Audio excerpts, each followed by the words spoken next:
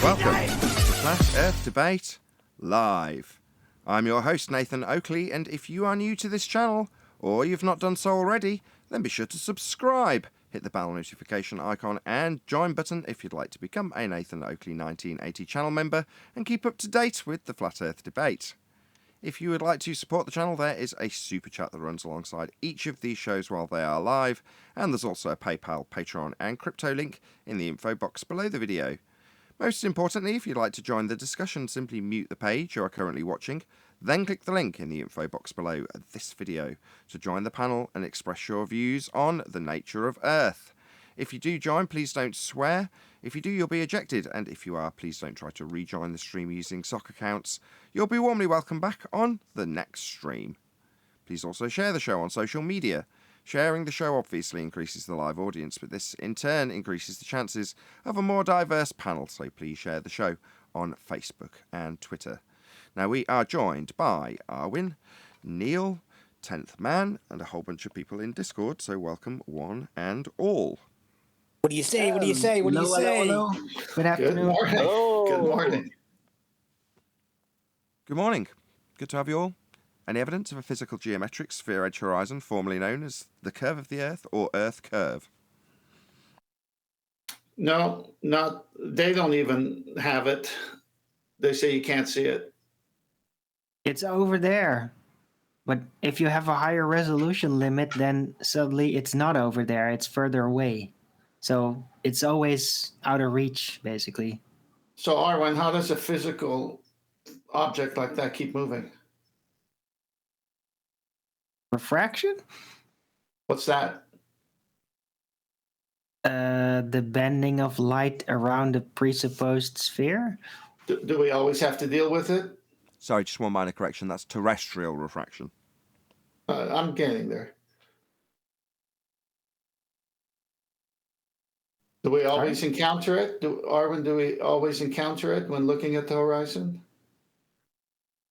Well, things do always seem to disappear within it, which in a geometric model would be behind it. Okay, so does it affect the radius then? Would it change if it was 2 hours later you looked at it, or a day later? I don't know. I think that the R value within terrestrial refraction is kind of a set number. So I don't think it actually changes. Well, how did they get that number? What has to be there? Well, you'll need a flat plane for that. Of course. What do you mean it has to be there? It has to be there if you pre-assume a what? Well, the Earth has to be a ball. Okay. Why does it have to be a ball? Because my teacher told me that in school. I love it. Any evidence of axial rotation of the Earth-based variety? No. No Earth-based Coriolis observed. No spin. We wouldn't expect to see any spin because of conservation of stationary momentum. I was thinking about this yesterday, and on a roundabout, right? There's that thing we watch on the video. You throw the ball, and the person across from who's throwing the ball doesn't catch it, right? The other person catches it, right? So when I'm outside playing ball with my boys, we make like a triangle shape. I'm in the middle. One's to the left, about 20 feet away. One's to the right of him, 20 feet away. So that means when I throw the ball to my son on the left, if the Earth was spinning, shouldn't the other guy catch it? Jesus, your mic is horrendous. Using my phone. Yeah. Look. Shouldn't the other guy catch it, though, if the Earth was turning? To answer your question, right, what you're describing or asking about is a drift. A not actual drift, as a ball moves in a straight line and somebody rotates beneath it. The person rotating beneath it will have it seem to deflect. And you're describing whether or not it'll be caught by the person next along in the roundabout, right? But what... the claim has just come from Arwin that it doesn't drift because it conserves momentum. Now, inaccurately, he said angular, which would mean that the velocity it's retaining is the spin. So No, I didn't. Did I you said stationary momentum. not? Oh, my bad. Right, that's No, I'm why we just- don't expect to see Either way, drift, because it's stationary either momentum. way. Sorry, Arwin. Either way, regardless of Arwin's terminology, if it's retaining the momentum of the platform that's spinning, it's not drifting. Yeah, this is the magic trick that our anti-flat Earth opponents pull when asked about deviation. The flat earther points out that there isn't any, and the anti-flat earther says, we wouldn't expect to see any. It's like, yeah, you would. The globe says there'll be drift. There isn't any. Don't tell me how we wouldn't expect to see it because I've pointed out there isn't any. The globe claims there will be. There just isn't. But on a roundabout, you do see it. Well, you see it. It's not actually curving, but it appears like it's curving. That's what I'm trying to say. If you're sat on a roundabout, spinning around, and somebody tosses a ball over the top of the roundabout, the ball being tossed, we will work on the assumption that it moves in a perfectly straight path. Okay? Now, if instead of over the roundabout, you throw it through the roundabout, i.e. through the gaps where there aren't any people, yeah? There's a chance that somebody rotating will intersect the trajectory of the ball and hit it. Now, when it's thrown, they weren't in the way, but when it gets to the roundabout, they are, because they're spinning. So they intersect the ball. Make sense? Well, from your position on the roundabout, so instead of seeing the ball travel straight, we now look at the ball from a moving platform. When you see it from a moving platform, your vantage point would suggest that the ball that's thrown from off the roundabout curved towards your path when it intersected it and hit you. Oh no, it curved towards me. No, it didn't. You rotated towards it. The illusion that the ball curved towards you is the Coriolis effect. So, by juxtaposition, Earth claims to have Coriolis effect. That would be Earth claims that you will see things not attached to the spinning Earth seem to drift from your vantage point. That would mean that you look up at an aeroplane, and from your vantage point on a claimed to be turning Earth, you go, oh, look, that plane looks like it's curving. Now, in reality, it's not actually curving, it's moving in a straight path. It just looks like it's curving because you are rotating beneath it. The problem is that if you are observing Coriolis, as the globe claims, to see a plane seem to drift because you rotate beneath it, then you are rotating beneath an aeroplane. And if the ground's rotating beneath an aeroplane, then a flight from Charlotte, North Carolina to Los Angeles would only take an hour and a half because the ground's rotating beneath the aeroplane. That doesn't happen. It takes about 4 or 5 hours, depending on the wind. Well, that's down to no drift being observed. The ground is not rotating underneath anything for us to observe drift. That long, convoluted explanation leads on to the anti-flat Earth rebuttal, which is we wouldn't expect to see the drift the globe's claiming because we've got Coriolis drift. We wouldn't expect to see Coriolis drift, says anti-flat Earther. So, like, why are we talking about Coriolis drift then if we're not expecting to see it? All I'm trying to say is, 1 second, Tent. All I'm trying to say is, what happens on the roundabout? When I get off and do it on a stationary Earth, it doesn't happen because Earth is not turning. That's all I'm trying to say. Well, you stop the roundabout in the same example. So in my example, you throw a ball through a gap in... There's 5 people on the roundabout, or 6 people to make it even with a nice gap. And you throw the ball through the gap. It moves straight. You watch it on the roundabout. Travel between you and the people opposite in a straight path. Why? Because you're not turning. Ergo, no drift to observe.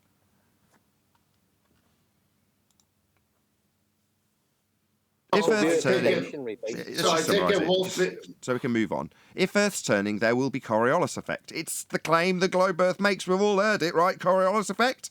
That's what globe Earth's claiming. There isn't any. That's it. So I take it Wolfie's not getting a call from the tower. Ground control to Major Clown Show. There is a man observing you from a non-inertial turning reference frame. Please correct your path immediately so it looks straight to him. Do you get those calls, Wolfie? You stupid idiot. I just think it's plain and simple. The thing is, I play ball with my kids every day, and I was just thinking, whatever happens on that roundabout, it should happen when I get off it too, but it doesn't. So therefore, Earth is not turning. Well, it's more the fact that in my example with the ball passing through the people, the ball travels straight, right? But if you spin the roundabout, the ball looks like it's curving. That's the drift. It's still travelling straight. It just looks like it's curving because the people on the roundabout spin beneath the ball that's tossed over the top. Well, in that example, that's analogous to an aeroplane. The ball is the aeroplane, travelling in a straight line with the people on the turning Earth watching it seem to curve. That's the apparent drift in Coriolis. Apparent drift. Wolfie 6020, who is a certified pilot, thinks that he has to correct for that apparent drift. What an utter moron! Now, it's really, really joyful for me as a flat earther to tell Wolfie 6020, who's an anti-flat earther, that he is fundamentally retarded, because he doesn't understand that not actual deflection of a ball or an aeroplane in his example, when travelling straight and appearing to drift from the ground, well, that appearing to drift doesn't have to be accounted for, because it's not actually happening. Wolfie doesn't understand the Coriolis, though, so he has to have it explained to him by flat earthers. Don't you, Wolfie? That would be me, the flat earther, Nathan Oakley, explaining to you, Wolfie 6020, a complete idiot, pilot, what Coriolis actually is. Not actual deflection. That's the drift that Wolfie thinks he has to correct for because he's stupid. So there is Coriolis, just not Earth-based Coriolis. Coriolis is a real effect you can observe from the roundabout if you toss a ball that moves in a straight line. Yeah, Wolfie, the ball's moving in a straight line, right? It's not actually drifting. Ground control to major idiot. Need to correct for the not actual deflection. No, it just moves in a straight line. You can see it seem to drift if you spin beneath it. That's a real effect called Coriolis. Globe Earths claim to have that. We just don't ever observe it. And if we did, Wolfie's flight would be shortened because the ground would be turning beneath his plane. You know what's crazy? Usually the takeaway from this is because they say the air is moving with the earth. Most people take that as, yeah, because you can Google that and find that. But you can also find sources saying that there would be drift, which is contradictory to them trying to say, well, you wouldn't see any because the air is moving with the earth. Well, so they actually do make the claim. You can find the claim, and obviously no one sees any drift. There's no helicopters, planes, or any pilots whatsoever in doing anything but flying in a straight path. So it's really ridiculous. Yeah, and shockingly, because it doesn't happen, the sources that you will find citing what globe Earth Coriolis is will be littered with doublespeak. And the people reading it, who don't understand it, will be littered with cognitive dissonance and apologetics for the nonsense doublespeak that they're faced with. Meanwhile, Coriolis is merely the not actual deflection observed from a non-inertial turning reference frame of an item moving through an inertial reference frame. That's what Coriolis effect is, and globe Earths claim to have it. It doesn't, so you find a load of citations and wiki entries that are total doublespeak. Yeah, that's right, Eli. So shout out to my show that's going to come out on, I believe it's Sunday. So one of the last shows that we covered when we first covered this particular aspect, and Anthony Riley went to a snippet that showed Wolfie describing him correcting for the drift. You stupid idiot, Wolfie! Ha ha ha ha! Yeah, that's got trimmed out and it'll come out on Sunday. Normal debate time, live debate time. That clip will come out on Sunday, 2 p.m. UK. Should we move on with housekeeping, or is there anything else on Coriolis? Any evidence of the distance to the sun?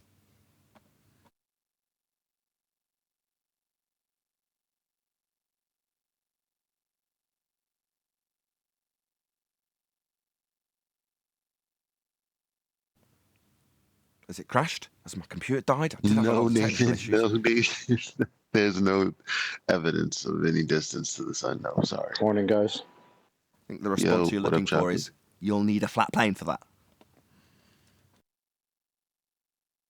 Where's John when you need him? That's correct. Any evidence of a self-perpetuating molten iron core at the centre of a presupposed spherical Earth?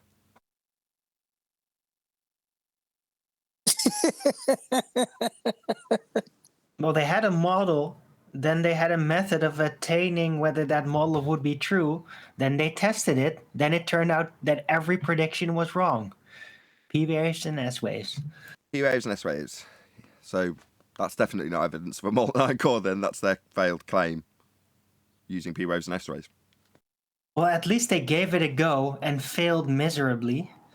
So you're saying a failed, miserable attempt to prove stuff with predictions that don't come out as you predicted is better than nothing?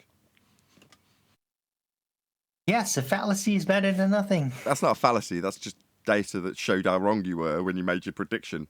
Not even a scientific prediction. Somebody said to me that it's like a sonogram, that they give Earth like a sonogram. That's how That's right. well, Yeah, primary waves and secondary waves, the return signals. That's what you're talking about, right? What's bounced back. And they know what they're going to get, right? Until they do it and dig, 12 kilometres and never get it right on the way down, all the materials they thought they would go through, they didn't. They thought they'd go through iron and they went through water, etc., etc. Was it a boy or a girl? three boys. Dingleberry. A dingleberry. Oh boy. Any evidence that you can acquire an elevation angle from a curved baseline?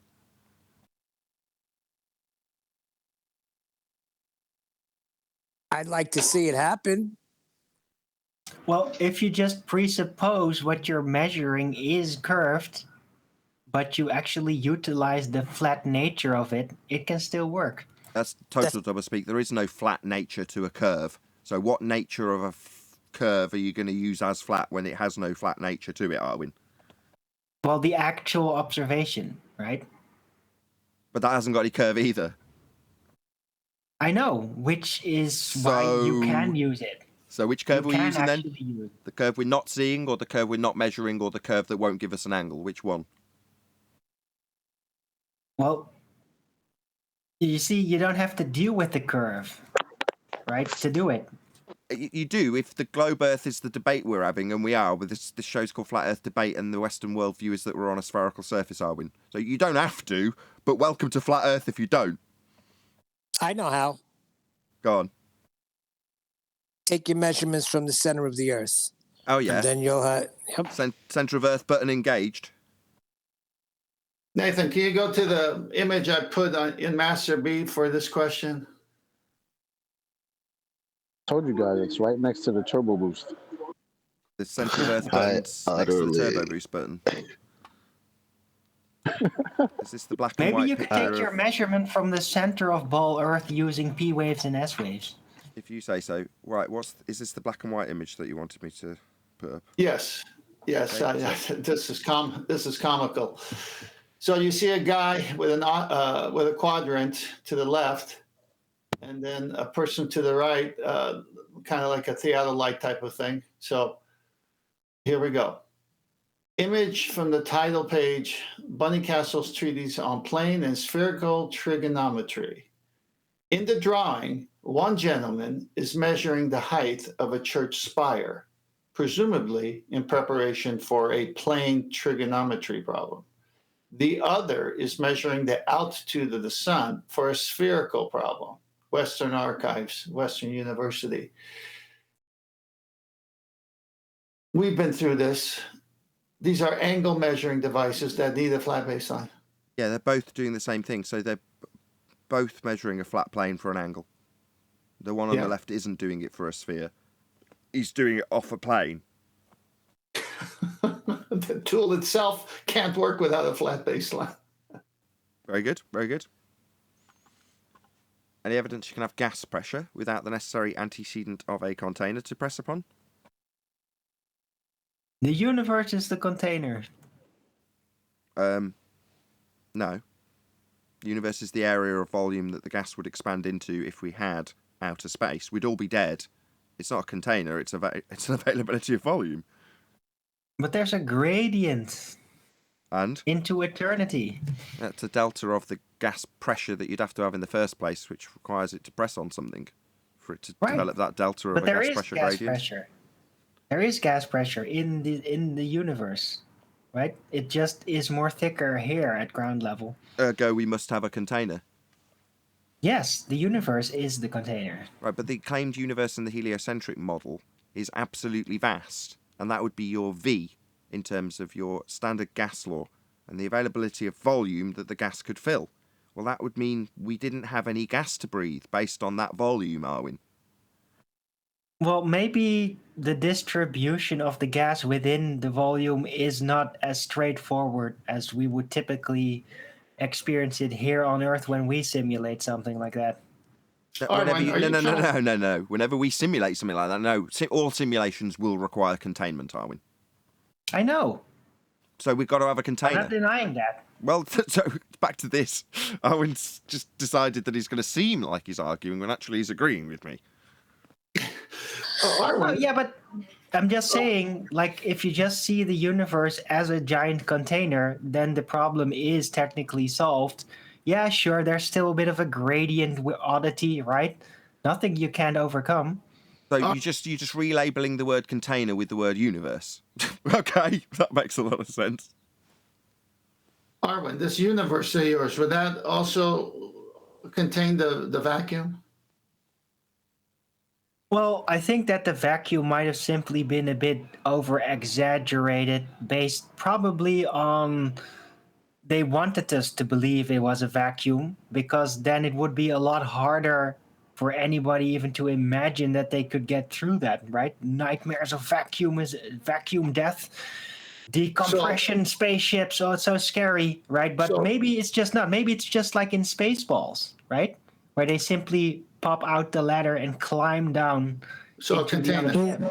Nathan, can you repeat the question? Oh, gosh. Any evidence you can have gas pressure without the necessary antecedent of a container to press upon? Thank you. No, and that's untestable, right? But it doesn't mean that there's no outer space. It's just probably not as vacuous as we were told. No, outer space is a vacuum in the heliocentric model, and it is fake, because if the sky was a vacuum, as outer space is described, then the gas we breathe would fill that space. Ozone, bro, says Fibrotes. Thank you very much for the super chat, really appreciate it. But I'm saying maybe it is filled, right? Who are we to say? Maybe it is actually filled. It's So, just... okay, so back to the volume. Just Based tell on us that, it the tiny little speck of dust that is the globe Earth in the heliocentric model would have to be responsible for the gases that permeate through the entire known existence of that vast model called outer space, right? No, Arwin. If the sky was a vacuum, the gas we breathe would fill that space. We would all be dead. Ergo, space is fake. There must be containment. Sorry, Ted. I agree. I'm saying there is containment and there is no vacuum. Okay, thank you. They got it wrong, just like the distance of the sun. They got it wrong all the time. There could be some outer space just less vacuous than we think or are led to believe. Well, no, outer space is a vacuum. That's what it's described as. So, yeah, don't bandy words with me, Arwin. I know your game. They're wrong. We know they're wrong. That's just agreeing with me. Just like Neil deGrasse Tyson is wrong about his Coriolis football. It's just wrong, right? Just because they're wrong doesn't mean it is all wrong. It just means that for some reason they put up really incompetent people as their priests. God, yeah, he's in a funny mood, isn't he? You've been at those funny mushrooms again. I don't need mushrooms. Have you been watching the Amber Heard case too? No, I'm just the problem is, Arwin, the point that you're making is like is there any evidence of gas pressure without a container? You said no, and then you started to talk about this world in which we actually apply an understanding of gas pressure with containment. You know, yeah, with words like the whole universe is a container. So but you're derailing the show while agreeing that you can't have gas pressure without containment, as if anyone's going to disagree with your point ultimately that you have gas pressure without container, and it's not what they said in the heliocentric model. Chocolate said They what's got the it wrong. universe. I So we just should don't move want the on. Hello, globe he was model talking. to Hello, be hello. Eli was put talking into to false Arwin. dichotomy. Just 1 second. Your reply just needs to be heard. Yes, go ahead, Arwin. I just don't want the heliocentric model to be put up to this false dichotomy constantly, right? Yeah, there's a lot of silly things said about the heliocentric model, a lot of dumb things, right? They even conjured up a globiolis effect and put it all over the internet. But it's just, I don't know why they do it. It's just obstructionist. They just don't want people to understand how the Earth is actually a globe. So they just make it look like it's all just stupid, and then people latch onto that, and it just ruins everything. I think that the Earth might still be a globe somehow, and the universe is just filled up with gas. You're not serious, right? Are you He's just serious, Arwen? antagonising us. He's just antagonising You can't disprove terrestrial refraction. You see, told you. All right, goodbye. Next question. Next What? question. Yeah, I don't know why he's in a funny mood today. But either way, there's over 100 people watching, so obviously somebody likes it. Please share the show, and a massive thank you to all of you who have shared already. There's only 100 plus people watching because people share the show. So if you've just joined us, a very warm welcome. Please smash that share button. Hopefully we'll get to 200 people. Come close in the last month or so. So you never know. Please share the show. Yeah, I'm in a bit of a funny mood because I got some really dumb ballers in my chat. Probably not Sean Hawkins this time. And every time they do that, they make me go Baldwin because it's like, I'm so embarrassed for you guys. You're such terrible globe believers. You're so stupid. Why don't you get creative and actually help build this thing, right? That's what you're supposed to be doing. If you believe in the ball, you got to build it. You got to Make build sure how it works. Make sure they start from a flat plane. Build it, they will come. Yes, Neil, we know. Yes, the Earth is flat. It's all based on flat. Yeah. That doesn't mean the globe's not real. If you violate the angle you use to measure it, so you take your elevation angles from Polaris and then you transpose them onto a sphere surface, like the arc of the tool that you've used to measure them was actually the ground you were standing on, even though the ground you were standing on must be flat to get an angle, and you're going to bend that angle after you've measured it. No, Arwin, no. But for amusing though this mood is. I don't do that. No, that's what the globe does. Like, this is your responsibility. Bloody hell, Arwin. Let's move on. Where were we? Any evidence of the R value? This will probably get the exact same reaction. Hey. I was still Arwen talking. just said the globe is identifying as flat. Basically. An R value is not something you can identify as being flat. It's the basis for a sphere. No, the globe doesn't identify as flat. Sorry, this is not Trans Globe Show. It's No, but it's flat earthers identifying as globe earthers. It's the other way around. Right? Because the globe is the virtual part, is the make-believe part. The Earth being flat is the actual part. You don't think you're a flat Earth as a glober. You're just not really a glober. You're a flat earther thinking you're on a globe. I think it's the other way around. So if you want to compare it to transitioning in any way, then it's the other way around. They actually are globe believers. That deep down, that's what their paradigm's been cemented with. That's why they're bracing against us. So they are globe believers. Believers being the most important word in that description. Well, they identify as flat earthers when they come to us and say, you know, it looks so flat, I can use it to get an angle. Or the plane I draw on top of my globe Earth that I won't be using for the angles, flat and could be infinite. And things of that nature. You know, for a time, they're identifying as flat.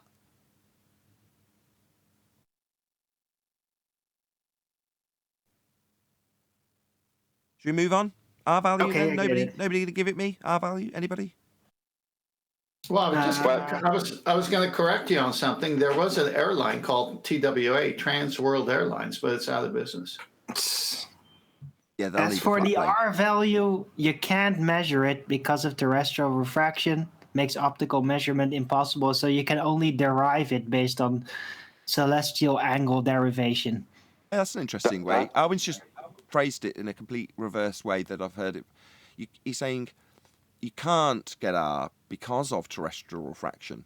And I was almost going to step in and correct him, but then he went on to redeem himself completely because paradoxically it works both ways, doesn't it?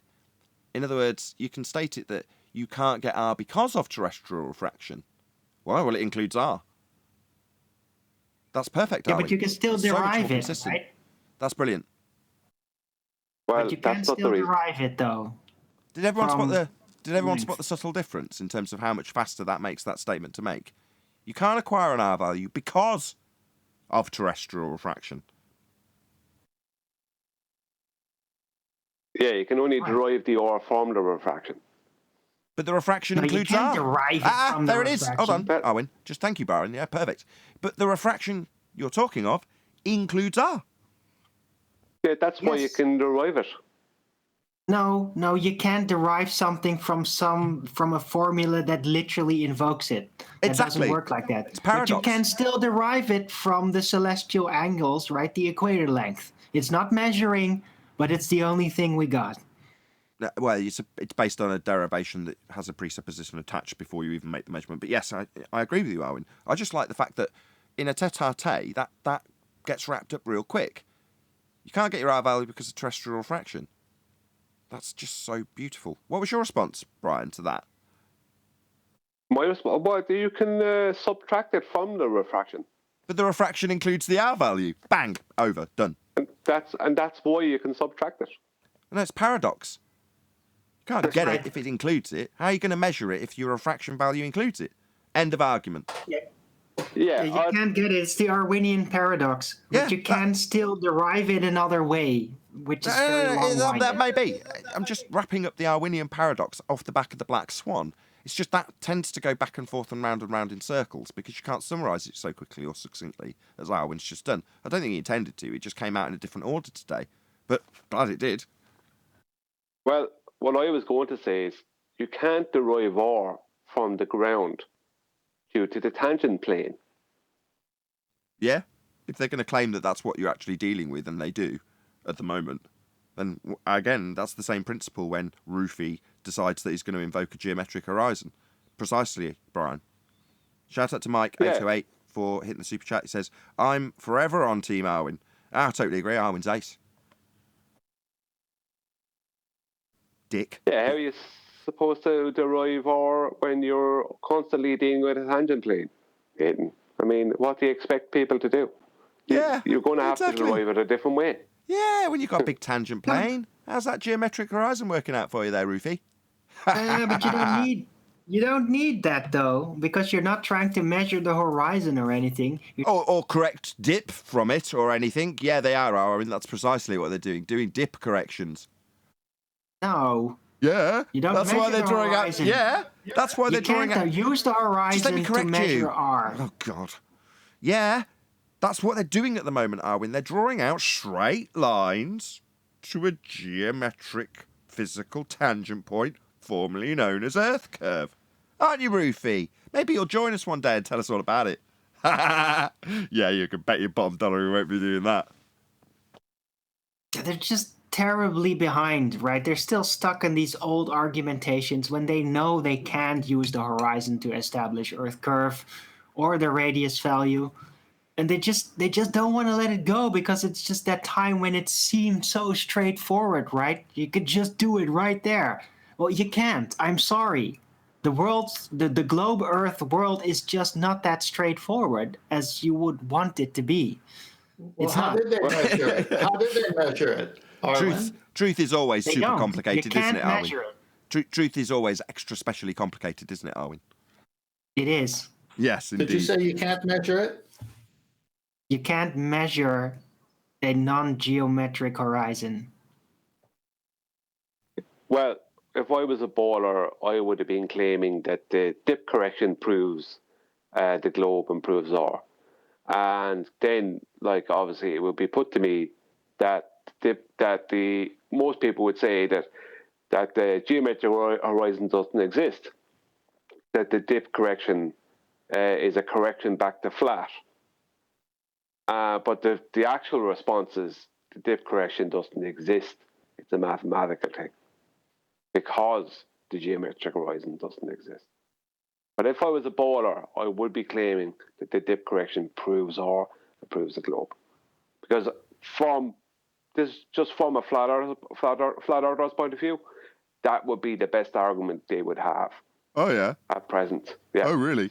So when you say dip correction, you're talking about that straight line to a tangent point that's being corrected for in celestial navigation. You know, that's the exact same line used by Al-Biruni to measure the R value, though, don't you, Brian? Yes, and that's why it would totally prove the globe. Is that so? You see, on screen, just by pure chance right now, we've got, is it Andrew Thomas Young's depiction of how the light that you receive from point H to point O is bent. I mean, that's not a tangent point. I mean, Al-Biruni's measuring the line from O to G, something he cannot see. I mean, what is it, no Atmo Day? So here's the justification for how lines to the horizon will always be and can only be bent on a globe due to terrestrial refraction. There it is, it's on screen for you, ladies and gentlemen. I mean, the only problem with this is that to do this, you first need to derive the R value from O and G. And that's how it's described up here, because they've drawn a line of sight to the apparent horizon OG. So Andrew Thomas Young is under the misapprehension that there's an apparent horizon between O and G. That's a straight line, that is, Andrew Thomas Young. And a line of sight to it. No. The whole point of this diagram is to explain that the line of sight is between O and H. Yet to get there, he needs a line of sight to a second apparent horizon, OG, that we do not see. So how is he going to bend his line with an R-based refraction to get from O to H when he can't see from O to G? It can't be done. You can't derive an R value. And even if you could, that would be to say we ignored the always in effect never no Atmo Day terrestrial refraction they claim in this diagram from Thomas Young, then we would still have the added problem that to get from O to G, you'd have to go up from S to O.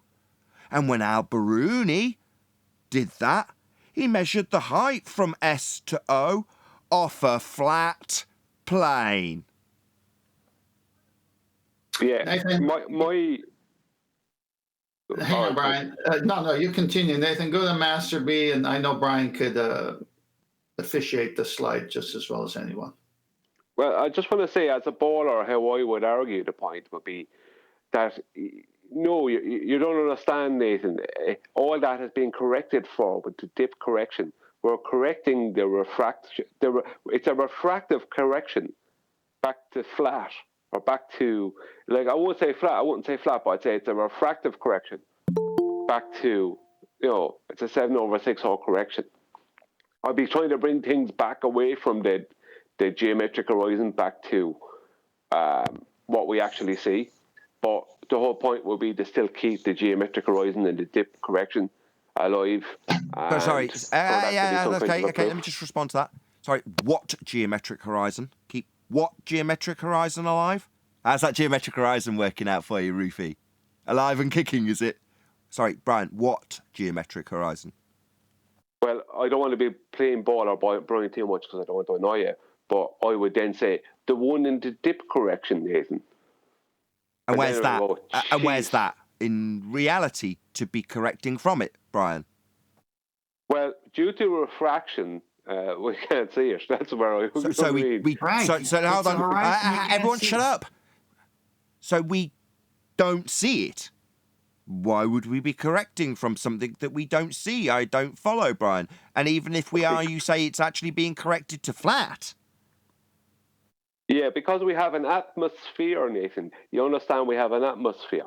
That's why we're not going to see the physical geometry due to the atmosphere refracting everything. No, we don't have sphere-shaped air, and we don't have light bending at a rate of the radius unless you can derive that bending light at a rate of the radius from the radius included in that value at 7/6R in standard form. You'll need an R value for that. You'll need a geometric horizon for that. And you've just told me you can't see it, Brian. Yeah, look, I'm not going to keep this going because I don't want to annoy you or waste time on the show. On the contrary, but- like the guy who apologised for yesterday's show. No, Brian, you just don't want to be a baller. Okay, I will then, but it's going to be a separate No. argument. You'd make the Oh, you're horrible making Arwen baller. guilty. You Guilty, always start jealous. out with ad-homing. No, Brian doesn't do that. Unlike Nathan, you. can you go to the last slide in Master B? Hey, not look, the check one it you out. had You've been up. saved by 10th, Brian. You're off Oh, the no, group. no, I would have kept going if you wanted, but I just I'm didn't not, want to I'm not annoy you. saving them. I'm not saving them. Go to the very last slide in Master B, not the Okay. one that Eli put up. Okay. Did The Brian make this? refraction is based on the R value, Nathan. It's based on the R. That's what the refraction What R is. value? What R value? What geometric that- horizon? The one they detail in the dip correction. Well, you need a straight line to a geometric horizon to get it. All right, And now we do have Now we that. got the image Hold up. on, We hold got on. the image up. Sorry, we do have a straight line. What is it? No Atmo Day? But we have a straight line until the refraction is added in. Ergo, we don't have a straight line to get to the geometric horizon to derive an R to bend the light at a rate of R then, Brian. Well, it becomes bent after refraction. So not straight Well, then. So no geometric horizon then. No tangent point then. No R value then. No bending light at the rate of R to justify your refraction. Actually, terrestrial refraction then, Brian. Yeah, but you don't understand, Nathan, how we know. That's it. You're done. He's cooked. Take him out. He's done. Right, I'm on the last slide. 10th. Yeah, so you can see here on this last slide that they have a dingleberry Earth that's not necessary for celestial navigation. They have a solid line from the height of eye going to a horizon, which is their geometric horizon that doesn't exist, nor can be seen. But they have a dotted line of what an actual height of eye correction is in the dip correction of celestial navigation, which is to bring it down to sea level as seen by the dotted line. Now, of course, when they place this circle with a center of Earth radius line coming to the height of eye, they make you think this is all happening on a globe, but that's not a globe, that's a circle. And then when you hold a bubble sextant, you actually use the bubble as the horizon at your eye line. So that's parallel to actual horizon. If you had a bubble sextant, you would already establish a horizontal. But since you're using a mariner sextant and you're using the actual horizon, the height of eye comes down to whatever feet you're above sea level. So the two top lines work with the bubble sextant and the mariner sextant. The sun is over a flat plane. Everything underneath the dotted line is a joke.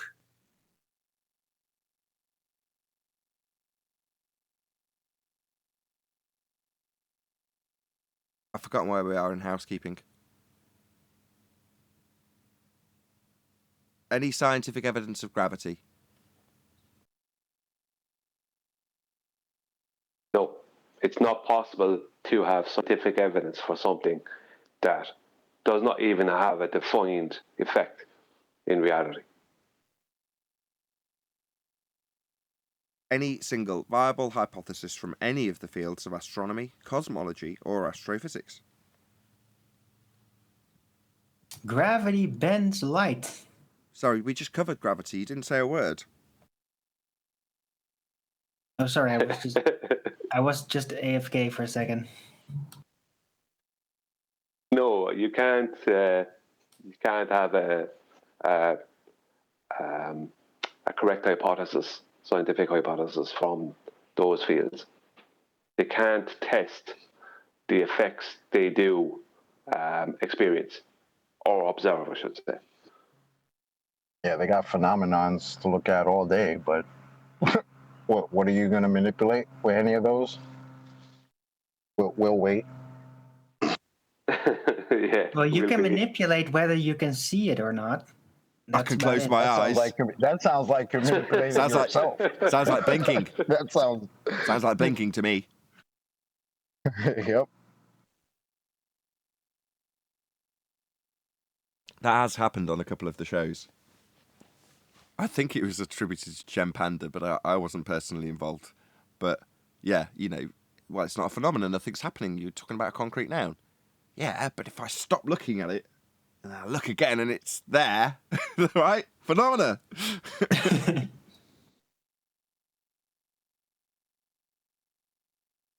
So no, I take that as a no. No single viable hypothesis from any of the fields of astronomy, cosmology, or astrophysics. Well, maybe an information based, but yeah, that's kind of pointless, right?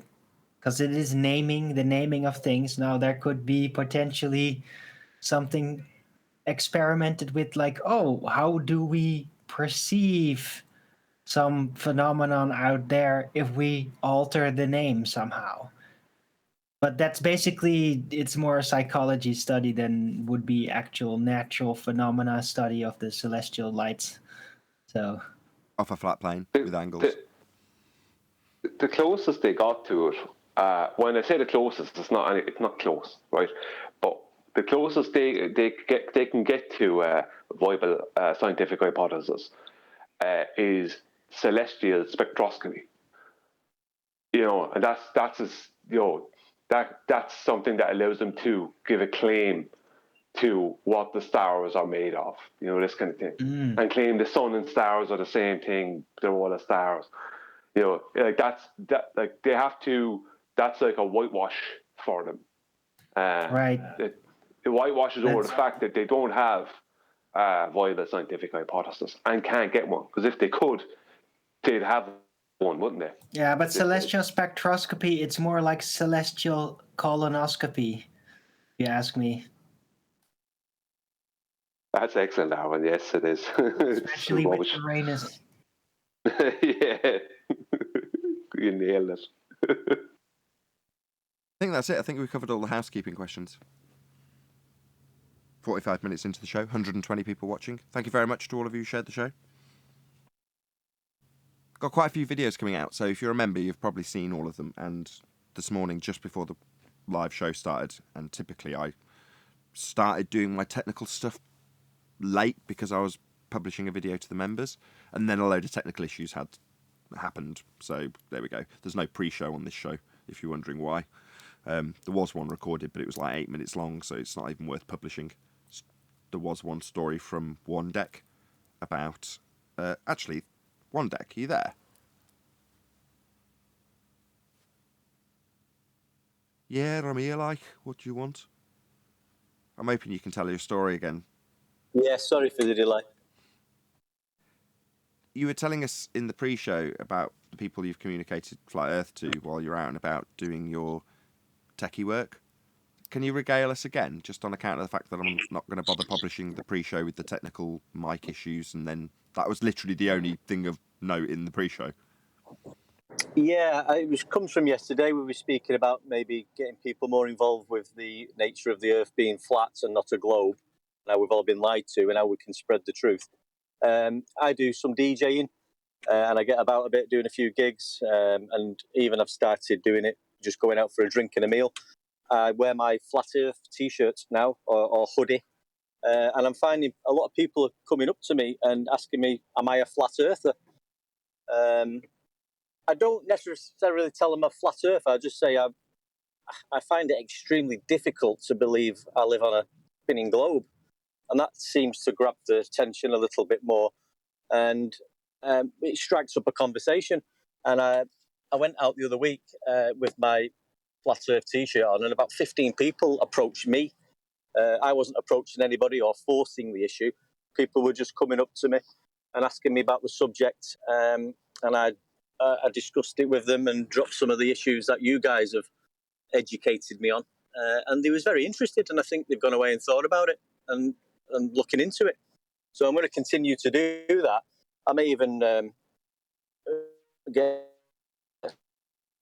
some leaflets made up or cards advertising the show, Nathan. Perfect. I mean, that sounds wonderful. Put more people onto it. Excellent. It's also a perfect segue into another show that I've edited. Again, this is the one that I published just before we started live to the members. I don't know when I'm going to slip it into the normal schedule, because I've just got a lot of material. I've got good panel, good Discord server at the moment. It means there's lots of stuff for me to edit into videos. But that particular discussion, which was about an hour long, it took me about 5 or 6, maybe 7 hours yesterday, all the way into the middle of the night editing that video. I'm knackered as a result. But not that I'm moaning. I love what I do. It's fantastic. But that particular discussion was about, what do we do next? What's the game plan moving forward? And it was a very, very interesting discussion with fairly heated at various stages. But there was some useful input from various different people on both Discord and G+ panels. And the discussion, after editing it occurred to me that one of the points that I was making, and I did go to the extent of labouring this in the edit, I won't lie, was that a lot of the things that were being asked for, we do here. And I'm not saying this is solely down to me because it's my channel. It is more down to the fact that I've got such a fantastic panel and an enthusiastic group of people who, when they come together as great minds, can disseminate information to people who are watching that can, as Wandex just detailed, go on to be good ambassadors for the subject matter, which, in conclusion of that particular video, was what you really need to do. You don't need to be a preacher, you just need to know what's what about the subject. And where can you acquire that? Well, shockingly, right here on Nathan Oakley 1980 channel. I'm going to do, not maybe a full shout out, but maybe a full shout out to the Patreons. So during that discussion, although I edited it and perhaps regret how I opened up the video edit with this particular point, was to say that I do this, and I've got a family to feed. Give me money rather than looking to open a church and invest in that, when there's already people that are out there actually doing it, and they do need supporting, in this case me.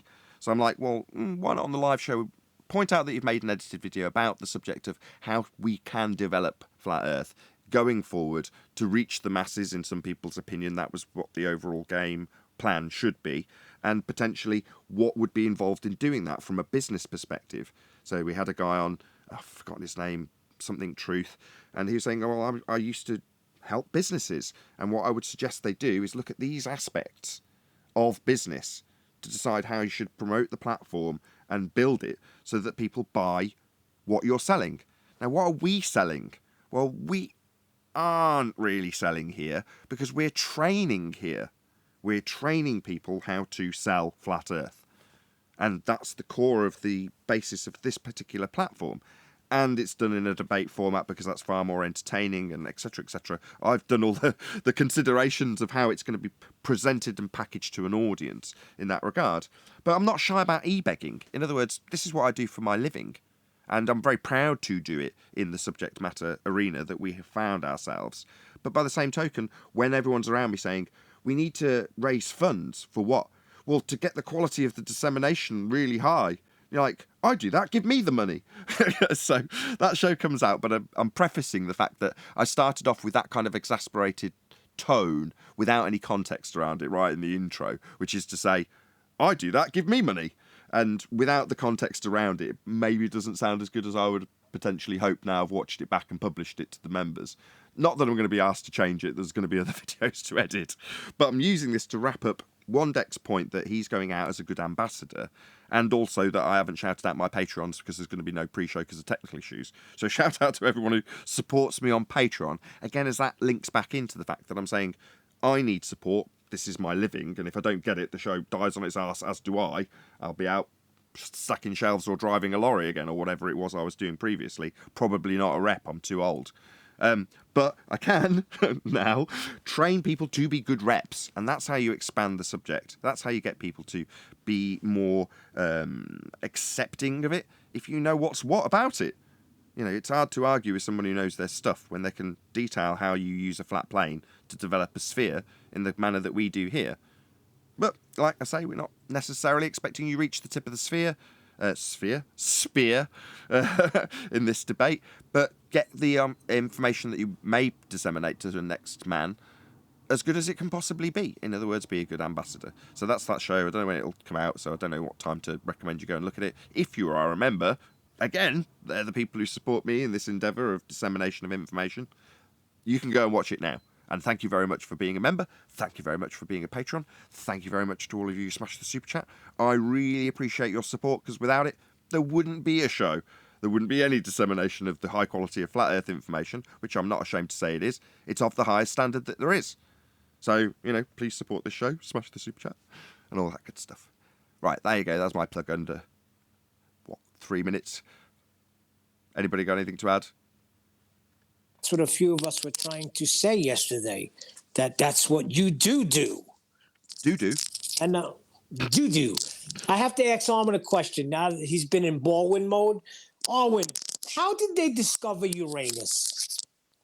Talking of doo-doo and Uranus, have you also been watching the Amber Heard trial? Because after Johnny Depp's testimony about her leaving a dump in his bed, on his side of the marital bed, quite literally, right? The hashtag me poo, because she's used the Me Too movement to slander him, started trending on Twitter. Hashtag me poo. I need Arwen to answer my question. All right. Well, they discovered Uranus through celestial colonoscopy. That's a funny day today, isn't it? To Arwen mostly. I blame Arwen. Was that Amber Heard testimony the turd? But that's what she's been nicknamed. You're trying to get this pun in, and it's already been long done. So it's Amber Turd and the hashtag Me Poo movement. Turd times the charm. Turd times the charm. But who's winning that case? I don't think Johnny Depp is doing good. Who's winning? You got Johnny Depp who's had his finger chopped off by a crazy psycho woman throwing pots and pans and bottles of vodka at him to the point he loses a finger. He's on the stand cool as a cucumber detailing this and trying to be rattled by people saying, look, you swore at people about your bitch wife in a text message. I think he's doing pretty well. No, but they're bringing his drug addiction in on it. Oh, shocking. Film star that's a drug addict. Yeah, shocking. I mean, to be perfectly honest, when I heard his testimony, I was quite surprised to hear his spin on his drug use. Now, yeah, he's a movie star and he uses drugs. He's quite open about that. But their whole case is predicated on drug user equals wife beater. It's absolutely pathetic, in my opinion. But there we go. That's just my 2 cents. What was she throwing at him, Nathan? Pots and pans, vodka bottles. She threw a paint can at him, cups. You name it. She's a thrower. Well, maybe that's where the line came from the movie, not the rum. The rum diary. Where's the rum gone? My wife threw it at me. She pushed the door open while he was taking a shower. This poor guy, I understand his feelings. He's trying to get away from a fight, but she seemed to always want to fight this one. There's no two ways about the story that's been told, right? And I'm sure it'll probably pad out slightly differently when she's on the stand. Sorry, anyone who tuned in for Flat Earth. It's just, I like to have a subject that is seriously devoid from Flat Earth. So if you're wondering, how have we got from flat Earth and elevation angles and proving parallel planes and sky to Amber Heard having a dump on her marital bed and then throwing vodka bottles at her ex-husband now, Johnny Depp? Well, because there's very few subjects out there that, as I've just talked all about how I do it as my career, like most people, you want to kind of get away from that at some point. The problem on YouTube is almost everything is at some point going to turn into a flat Earth bash. And you're like, oh, bloody hell, yet another channel. So I look for things that are very unrelated, mild interest in law. You know, I've been through a few court cases, so therefore I've got a mild interest in the subject. But that's it, right? So it's just interesting to see what's going on in that particular arena when you've got a vague idea what a psychopath is. And, you know, you can hear all the hallmark traits of somebody trying to escape, trying to lock themselves in the bathroom, get away, and this nutter banging on their door going, you're not going to escape my fury. I shouldn't laugh because it sounds absolutely horrible. I feel really bad for Johnny Depp, actually. It sounded horrible. That's the point, isn't it, Dave? The sideshow, the whole thing. World of equality. And this is why I'm following it. In a world of equality, it's clearly being demonstrated the different standards that apply to men and women in terms of domestic abuse. If the Jew was on the other foot, he'd already be locked away. Exactly. If he was the woman, he'd be in jail.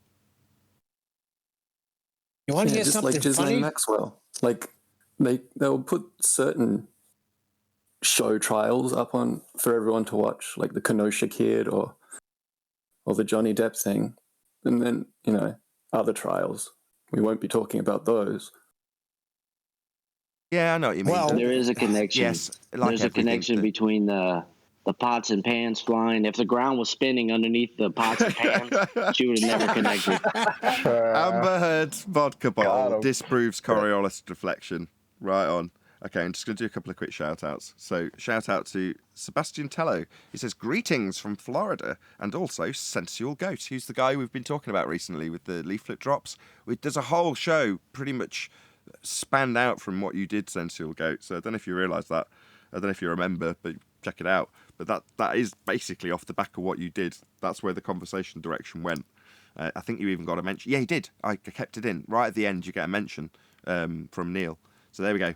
So thank you very much, all of you, for the super chats. We've run over a little bit, but as we're talking about Johnny Depp and Amber Heard, I'm tempted to keep the live show going just to talk about it, because we don't often span off the topic of flat Earth in the live show, do we? But what the hell, man? This is... I know why you're doing it. Why? So you can do it. It's for a clickbait thumbnail. I know your game. No, actually, no. That wasn't the reason. No, I'm I have a genuinely funny interested. story about Another trial. idea about... It is a good idea, though. I probably will now you've said it. Yeah, that's what See, celebrity trials go on for like a long time. So when I went to trial, I thought it was going to be the same thing, and I was done in one day. And I was like, "What? It's over?" He's like, "Yeah, that's it. Now you wait for the verdict." Boy, was I sweating bullets. Okay. I mean, in terms of this trial, it just interests me because I cottoned onto it I think it was probably 3 years ago. It's been going on a hell of a long time. And That's what I'm saying. Go on, a lot what of were you this saying, stuff Neil? is leaked out beforehand. No, I'm saying that's what I'm saying. I thought it was going to be a long time. That's why I went to trial. That's why I testified. It was over in less than a week. I was on the stand for no Thanks, longer we than a just half heard all that. hour. Thank you, Neil. That was Yes. shocking. Yeah, I'm but not a you were celebrity. guilty, Okay. Yeah, but you were guilty, Neil. No, I actually beat the case. I was found not guilty. Well, that's probably why then. So yes, it's just interesting because it's been nice and drawn out. Something to take my mind off the subject matter that I cover when I do want to unwind of an evening or whatever. So occasionally I'll stick it on and sit with my wife and we'll have a good old laugh about current affairs with celebrities. But as I say, I've got a mild interest in psychopathy. And, you know, there's lots and lots of traits there. Far be it from me to say or accuse in any way Amber Heard of being a psychopath. I don't know. I don't have an MRI machine. However, there's plenty of traits of this thrower and her general abuse in terms of what's been just detailed out there. And up until now, it was always in documented form with people like that Umbrella guy talking about it. And it's not the same as the person like this celebrity. And I've got no admiration for Johnny Depp. I don't care either way. That said, Amber Heard sounds quite a laugh, actually. Now I've heard some of the stuff she's done crazy, nuts. But I don't know, I find quite appealing sometimes, you know. And she does do some pretty out there drugs, right? She's on mushrooms, she's on a lot of MDMA, she drinks a hell of a lot of booze. I mean, I bet she's wild. A good night out. Yeah, man, I bet she could throw the best parties. Yeah. What about if it comes out that it's used against Johnny Depp that he's a flat earther? Because he is or something. Well, that's what I was most impressed with, whoever it was from Discord, to wheedle in Coriolis effect into that trial. And that was class. With validity, yeah, class. But when they throw it at him, he can go, well, when she was throwing these things at me, get a tacit admission, yeah, I had to move this way by an inch because of Coriolis. So you could have someone like Neil deGrasse Tyson saying, as the vodka bottle flew through the air, it took a 1/4 inch deflection to the right and then took off his finger. And then everybody As I was trying to clean up the turd, I had to, when I was reaching for it, it was not where I thought it was because of refraction. Yeah. If it wasn't for Earth turning, it wouldn't have chopped his finger off. That would be the logic behind it in the defence. So technically, Or he would have lost the whole finger. When she threw it, she was assuming that there'd be a Coriolis deflection that just didn't happen, and that's really what happened. So technically, we can blame globe Earth not turning on it. It's not as far-fetched as some of the defences we'll probably hear going forward in this particular instance. But there we go. Dismissed. Case dismissed. Yeah.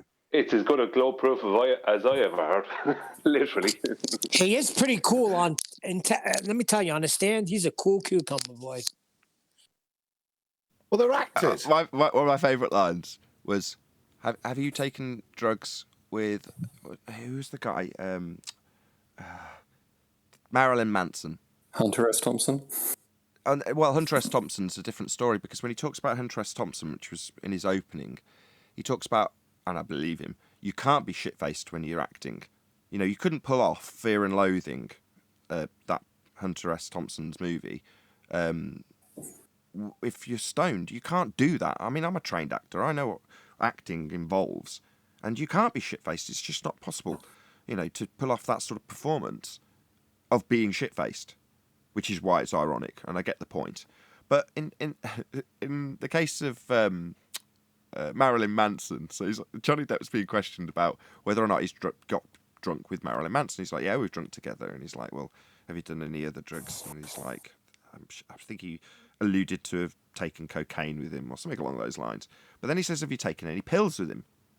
And Johnny Depp, so you can see that he's just trying to remember, did I take any pills with him? And he's trying to remember. And then it comes to him. He's like, no, but I did give Marilyn Manson a pill because the guy wouldn't shut up. Just and you're like, this guy's having a battle of cool, basically, the defense counsel. He's like trying to out-cool Johnny Depp. And it's like, are you totally delusional? You know what I mean? You're never gonna. The jury are gonna be swooning. The general public are gonna be. It's Johnny Depp, right? But yet the thinks he's cool as a cucumber defense lawyers trying to have him over a barrel on being a drug addict, because being a drug addict means you beat your wife.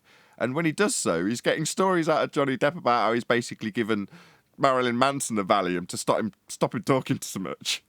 You can see the members of the jury going, oh, cool. Oh, isn't he cool? That is rock and roll. And exactly. It's the worst poisoning of the well I've heard. Well, exactly. Every time, that's the thing that endears him so much. Every time they try and poison the well. Oh, yeah, that was something I was going to talk about if Anthony was here. It's a shame he's not. The tactics that they use are very similar to debate tactics, right? For example, this is why I wanted to talk about this mostly, actually. The tactics that parallel what we see. So, he's doing well. The defence lawyer's grilling Johnny Depp about this drug use. And about, I think it's about an incident where he's either drunk or in rehab or something like that. And there's an airplane trip and he's getting him on the ropes, right? But then when he gets to the conclusion, which has got something to do with him lying on about 18 months, right? Yes, thank you, Neil.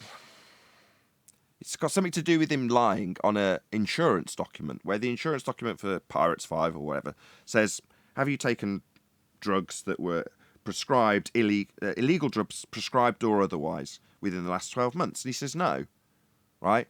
Now, at this point, there's a bit of ambiguity, because at the incident that's been detailed by Johnny, it's less than 12 months. I don't know, it might be 8. Now, to you and I, so what, right?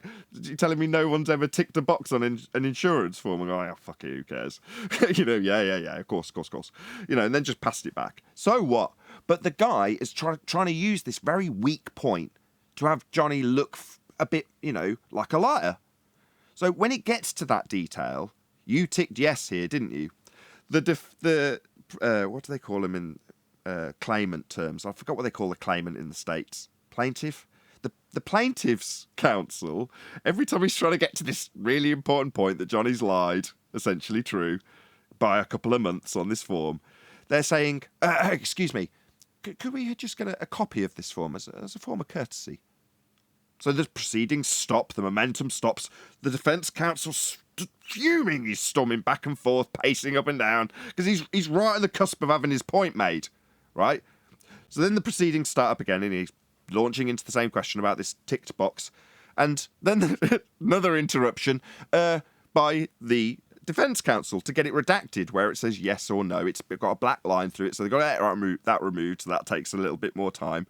Then there's another interruption from the plaintiff's counsel, because, hold on, this form might have some medical information that needs to be redacted.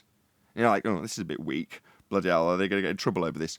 And next thing you know, she says, Because you made an order on it, didn't you, Judge, about it being very specific that we didn't have any medical details, doxing people again.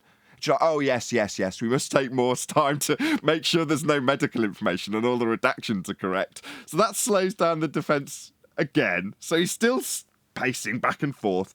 Then he finally, after all of this time, 5 minutes has elapsed. Maybe 7 minutes has elapsed, right? Does anybody remember the momentum for his monumental point that he's lied on this form? No. So then he asks the question, you ticked yes here, didn't you? And Johnny Depp replies, yep. And is there any impact? Nope. It's all been deflated by the prosecution's or the plaintiff's counsel. All tactics. So if Anthony was here, I'd now regale him with our story of how one of the reasons the debate took a turn at about show 100.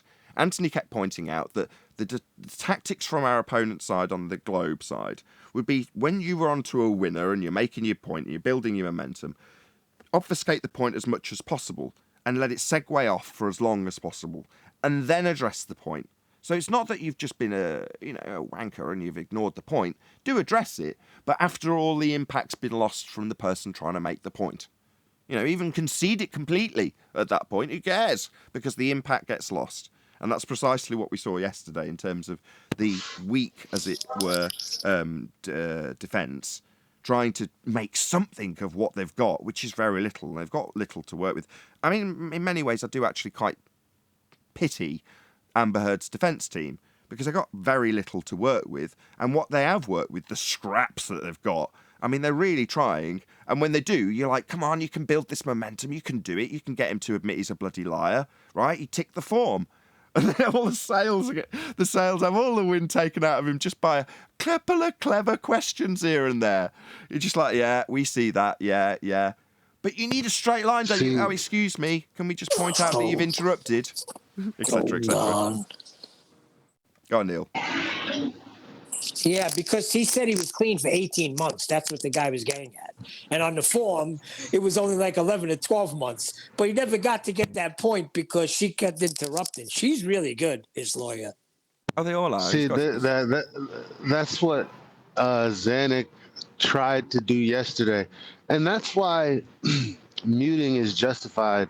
Not to stop them from making a point, but to stop them from talking while you make a point. So he's talking about celestial navigation in the sextant. And at some point we get to the point where I said, yeah, it's established from the horizontal. And he's like, no, the vertical. And I was like, no, the horizontal. And he said, well, you're wrong. Co-altitude, mute. I said, no. And then I went and I got a citation and I posted that in Master B. And so the citation says, instead, navigators use a sextant to measure the angle from the horizontal as seen in figure 1.2 below. So then he's like, yeah, but I'm talking about an aviator sextant. I was like, a bubble sextant? He's like, yeah, because you don't need a horizontal. So then I type the bubble sextant established horizontal. And what do you know? The bubble sextant. The aircraft bubble sextant measures altitude above a horizontal plane established by a bubble. And then the second one, what is a bubble sextant used for? And the sextant designed for air navigation, a bubble, like the one in the carpenter's level, determines an artificial horizon. So at that point, he's like, well, yeah, you establish a horizon and then and I muted him and I was like, yeah, but that's what you were arguing against. Correct. But he wanted to continue about to Amber Heard and talk. Johnny Depp. No. That's beautiful. Thank you, Eli. That perfect parallel. So he's paralleling the obfuscation technique that I'm paralleling. So we've got a nice, concise, contemporaneous description of how I've paralleled it with example from Eli. Thank you, Eli. Excellent. Thank you for joining Sleeping Warrior. So there's a second example that I called Sleeping Warrior about, which is, I'll just make your comment known from the chat, actually, Anthony. You said rumpusing in court, basically, right? Yeah, like rumpusing. Yeah, that's what you said in chat, Anthony, yeah. So rumpusing was what I was detailing when they interrupted with various different objections that were moot. Or mildly moot. Let's see if I can get a reaction out of Anthony.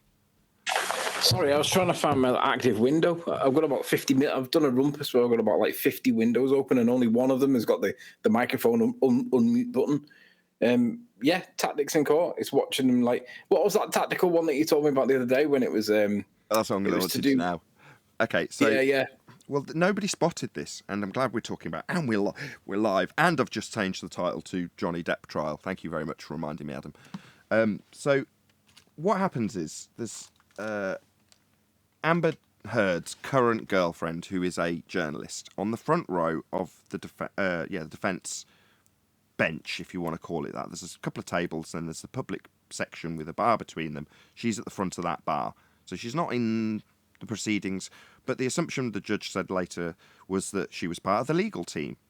Now, at a particular point, there's a very key witness who's been in the Australia incident. I won't go into why she's important, but she's an important witness for Johnny, and she's being questioned. They interrupt her questioning, and the lead counsel walks up to asks if he can approach, and presents the judge a phone. And on the phone, there's a cropped image of a tweet that this girl who's on the stand being grilled or being questioned by, in this case, the claimant. I can't remember what the term is. Plaintiff. And they stop it to show the judge that she's tweeted about the case. That's what the judge is told. So then the judge, in her wisdom, very smart judge, asks a couple of key questions in terms of what she's seen about the case, rather than what the tweet she's presented with, claiming to be something she's tweeted about the case. She asks different questions that will get her excluded, and they do. She answers and says, I've seen a few clips, and, why wouldn't you? Any normal person with a TV or a phone would, even if you're being questioned, and you shouldn't, but she's honest, she answers, the judge knew she would, she gets excluded.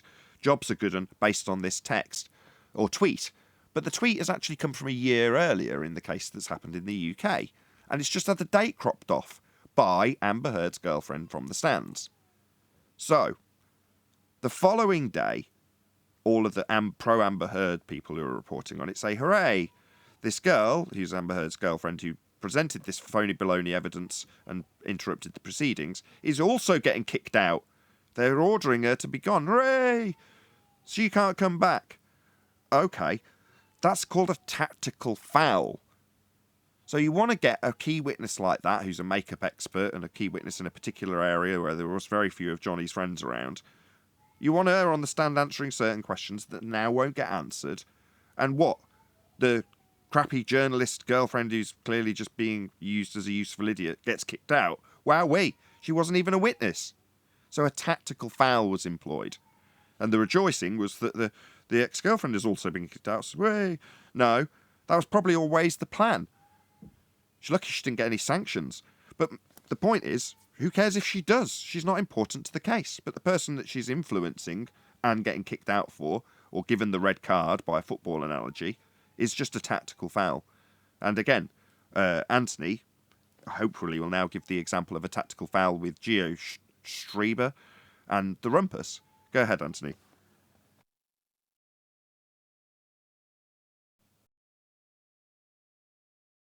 You know better. 50 windows open and that, can't find the mute button. It's not right either. Sorry, I didn't realise I was on mute.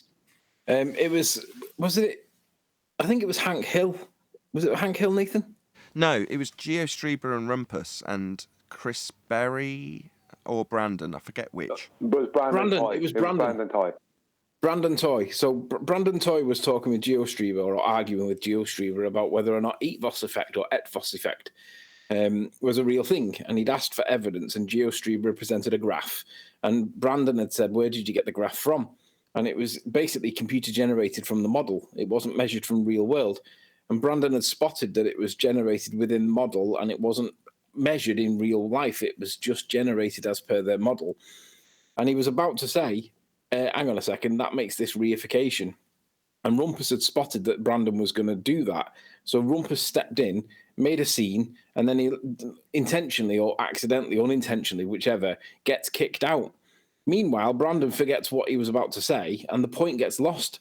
But had Rumpus not have interjected and made a scene and got kicked out, Brandon would have just said to GeoStreamer, hang on a sec, this is reification because this is not based on real world.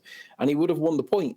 But because Rumpus had destroyed the point that much by making that much of a scene and got kicked out, it's very much like the guy in court that basically makes a point in court about posting something on Facebook or whatever, getting kicked out, and then that point gets totally forgot, lost, diluted, destroyed.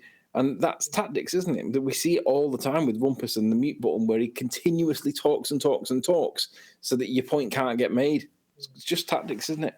Absolutely. Even Tim Osman from the chat is more keen to hear about Johnny Depp, given that he's got no arguments for a globe Earth to defend anymore, given that nobody claims the horizon is Earth curve, end quote. When you've got pictures that say this is Earth curve with pictures of horizon to them, you know, that's embarrassing. You wouldn't want to talk about flat Earth. You'd much prefer to talk about Depp.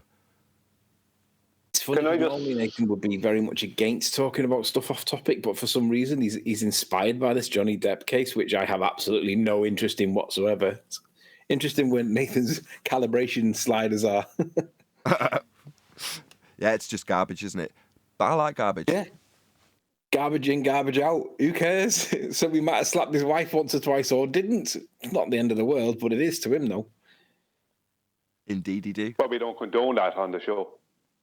No, but who really cares? It's like, it's a police matter, is it not? Well, no, it was never made a police matter. The reason it's interesting, maybe Adam will speak to this because he seemed to allude to this sentiment earlier, is because he's a guy, he's been Me Too'd into oblivion, basically, by believe all women. That's basically the situation. If you claim a guy has hit you, you're expected by the modern standard to believe that that is the case, to believe it's true. And that's precisely what has happened in this instance. You know, she's come up with quite a far-fetched story now I know the ins and outs of it, and just expected to be believed.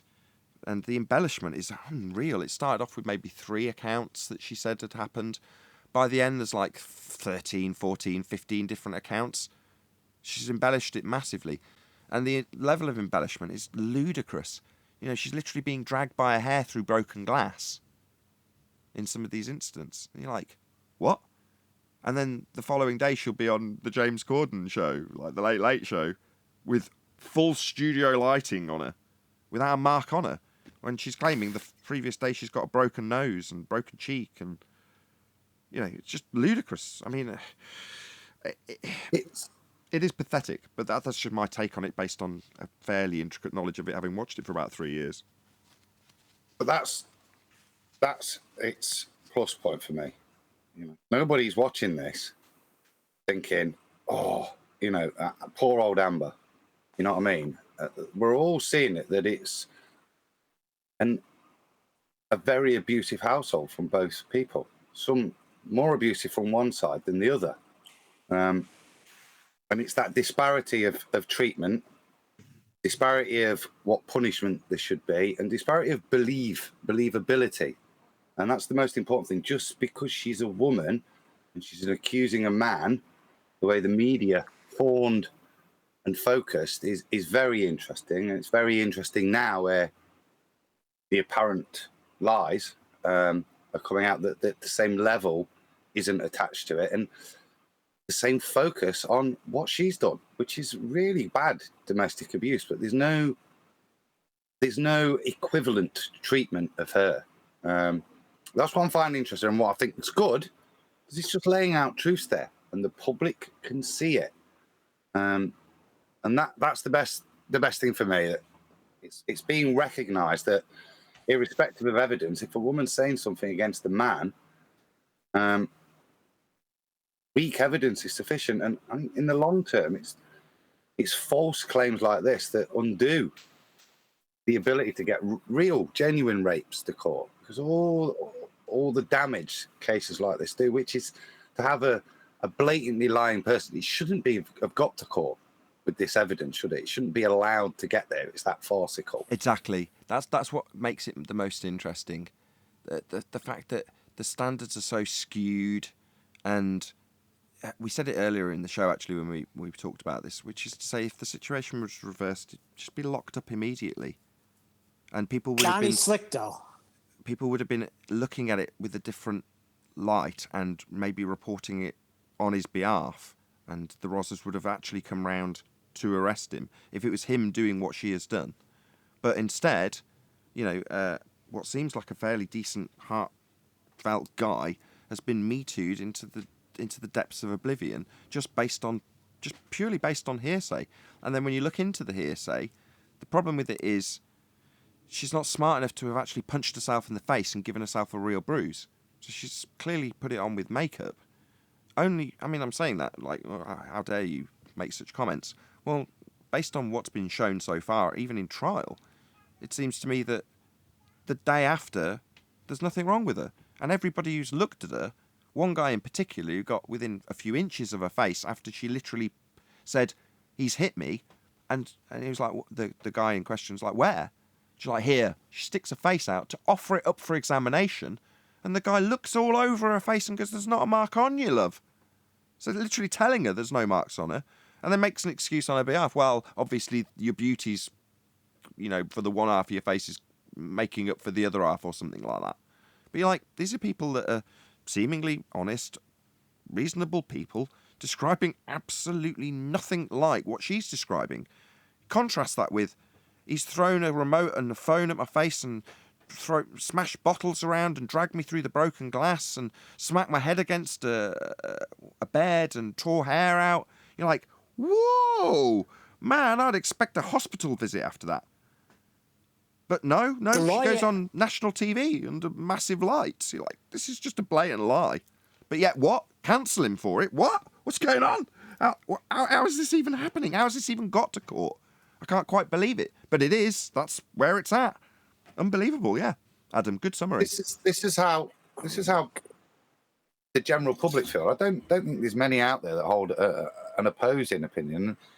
So what's interesting is that juxtaposition. If you speak to anybody, there's the opinion we're hearing here. Yet, once again, the media is demonstrating, I think, and this is the good thing, they're openly demonstrating how much they lie and misrepresent the truth to us. And that's being demonstrated to the general sheeple now. I don't think there's anybody sitting there thinking Johnny Depp's a wife beater. My wife does. He asked him one question, and Johnny said, "Was that after she chopped my finger?" Or something to that effect. I was like, yes, indeed. There's what been did a couple you think of her then, Neil? Well, he kind of not. I'm not trying to defend him but it sounds to me that he's a bigger victim of domestic abuse than she is. I agree. And that's what's interesting, that his domestic abuse is derided. And the thing is, he was married for what, 25 years or something? He's had so many years where he never touched a woman, and they could even testify to it. And all of a sudden, at 50, he becomes this tyrant wife beater. I don't know. That's a crap defense. Absolutely useless. He's never killed anybody before. I'm just saying. I mean, your character follows you. You just don't become a wife beater. No, I agree. From a character point of view, they've built up that narrative. But as a defense, it's useless. It doesn't mean anything. But on the other hand, when you're looking at preponderance of evidence in that regard, you go, where are the pictures of somebody with injuries? Well, there's lots of pictures of Johnny with actual injuries and people around him who are prepared to testify that they were so concerned about the injuries, they have taken photographs of them. And then you cut to Amber with a couple of what look like self-inflicted injuries on her arm, saying, yeah, he hit me and dragged me through glass. You're like, oh, really? Why do they look like they're about 5 weeks old then? And where's that bruise on your face gone? Didn't you have a broken nose? It's just ludicrous. And like I say, meanwhile, there's Johnny Depp showing he's had his finger chopped off and, bruises on his face and literal stuff that people are photographing of him because he's got damage. She stuck the ice cream in his hand while he was nodding out and took a photo of him nodded out with the ice cream spilled on the couch. And he even said it. He goes, well, she gave me the ice cream when I was on the nod. She knew what was going to happen. Right. I mean, there's some crazy stuff that's alleged to have happened. She's alleged to have stubbed a cigarette out on him and various other things like that. I mean, I don't know if any of this is true. This is what's being debated about or argued about in court right now, like literally right now, actually. So it's an interesting subject because of the gross imbalance in terms of how people will be accepted, and it's like if the sentiment that Amber Heard puts across and has used with the Me Too movement was to be taken literally, then why hasn't it automatically been applied to everything Johnny Depp has said? It's just ludicrous because of that hypocrisy.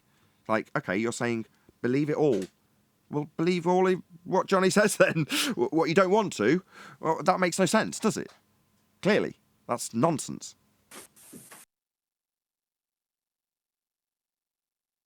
There is a segue from this. Sorry, Nathan, do you want to say something else? How dare you segue away from the Johnny Depp Amber Heard trial? Yeah, it's something that Eli said. Yeah, you can come back to it if you like. It's your show. You can do what you want. But Eli was talking about his little his moment with Zanuck yesterday, right? And Zanuck's tactics. Now, Bev Try Thinking has spent a long time arguing with the ballers that horizontal and level are the same thing. So much so that when he first came out, he was accused of being of abusing his child, right, his autistic child, because he was teaching him that level and horizontal were the same thing. He was accused by Fight the Flat Earth of being a child abuser because he taught his child that level and horizontal were the same thing. Publicly accused of that. Now, sorry.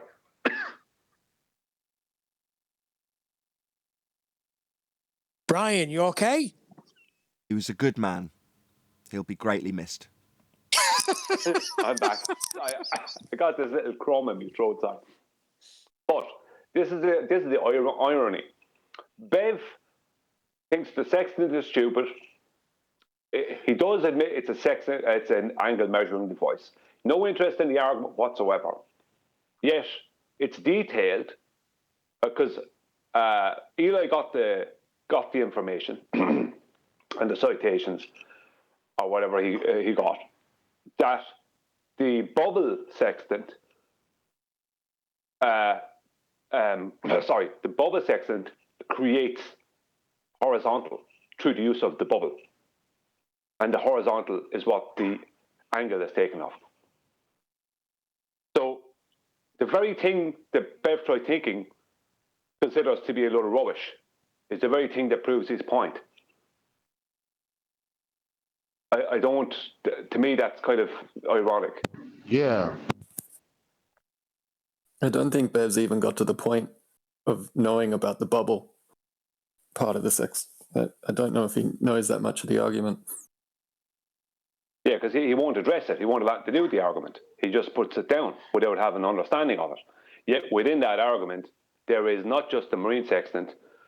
There is also the marine sextant with the use of an artificial horizon, which does the same thing. But then you have the bubble sextant proving that a bubble level creates a horizontal, because that's how they create the horizontal for celestial navigation in an airplane with a bubble sextant.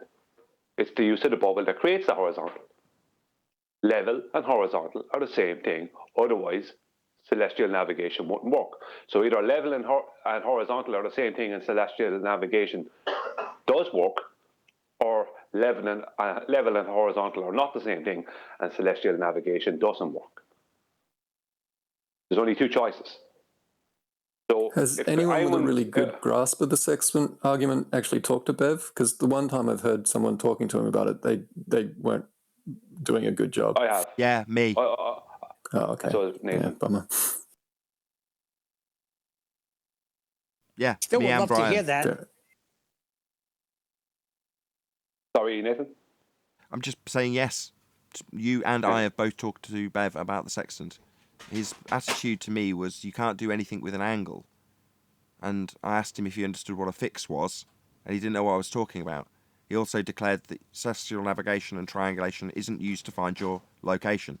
That was his declaration when I spoke to him about it. In other words, fundamentally, he doesn't understand what it's for. And you shouldn't get lost and you shouldn't get lost at sea, Nathan. If you got a navigator, you shouldn't be lost at sea. Don't forget that part. Yeah, that was basically how the discussion went. So I was explaining, if you're lost at sea, what do you do then? He's like, well, you shouldn't be lost at sea. I was like, but what would you do? He's like, well, you'd have a crap navigator if you got lost. So I said, well, if you're suggesting that you were out at sea and you got lost, you would shout at your navigator while everyone died. Me, I'd get out a sextant, hope that I got an almanac, and then figure out where my fix was. It seems to me that all he's looking at is an angle, but he's forgetting that you have a nautical almanac or an air almanac to use, where you know where the star's GP is at the exact hour, moment, and second of your sighting of the angle of the star to where you are using the horizontal base, the baseline that has to be straight. So of itself, an angle measurement without the knowledge of what star you're looking at, where it's at, what time you sighted it, and going through the tables, he's missing that whole second part. Well, he's not thinking things through, because you can do fuck all with a angle is not completely wrong, because you need a watch and an almanac too. Yeah, and then you can find out where you are. I don't see how that's an argument. Yeah, I don't either. Do fuck all with an angle, and then people are doing much more than fuck all with an angle. So what? That's correct. I don't understand. Yeah. I mean, what's the point? With the angle, you can prove the Earth is flat. The converse. Well, how did you get the angle that? in the first place? We got a bever. No, relax. I'm just saying, like, how did you get the angle in the first place? The converse. Well, what can you do without the angle? Is that you without the angle can't do celestial navigation. So you can word it whichever way you want, trying to be clever. But the reality is, you need an angle to do celestial navigation if you're lost at sea. It's a strange defense, because it's not really. Yeah, that's weird. This guy just said it doesn't prove flat Earth. I think it does. Right, there's no. Is that what he said? No, I said you can't do celestial navigation with just an angle, but you can prove the Earth is flat with it. Oh, I'm sorry. For anyone listening out there who doesn't know this, you get lost at sea when if you don't have GPS and things like we have now. But when you if you just had celestial navigation with a sextant and whatever, you get lost at sea. If there's a storm, you're blown off course. You don't know where you are. That's when you're lost at sea. It's not that your navigator is bad. You can't navigate using that system, that older system with the sextant, when the wind and waves are blowing you in every direction. How are you supposed to hold the direction? You don't know where even you are. You're being spun around. Anyone who has been ever at sea in rough weather would understand this. If anyone does any kind of just basic reading, you find that ships would never wander off to sea. They would stay close to shorelines because they were afraid of getting lost at sea, until it came to the idea that, hey, we can use the stars at sea if we know a little bit about angles and where those stars are at. And we can govern ourselves using the sky map. And that's the whole point, is to know where you, the observer, are in relationship to that star, but you got to know where that star is directly at the zenith position of the star, the GP, where you can do the tables. It's obvious Gilligan and the skipper did not have a sextant.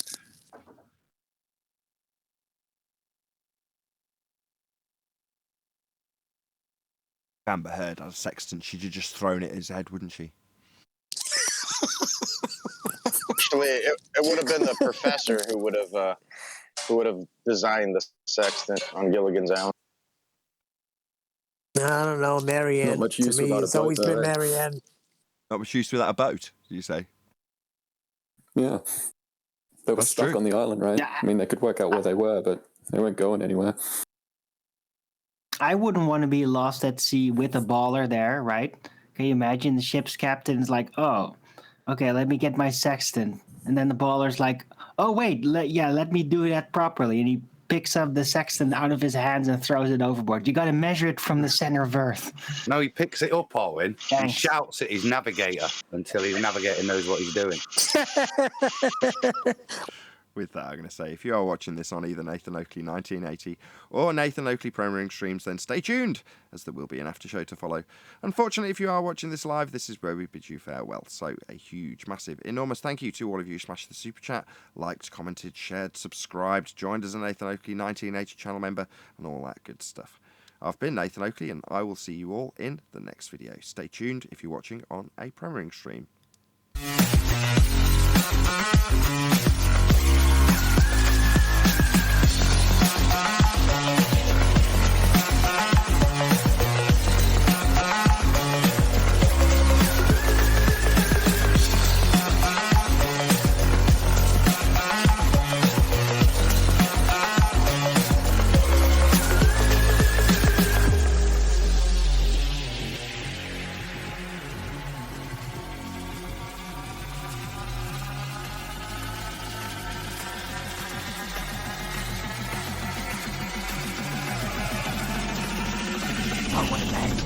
What a lovely day!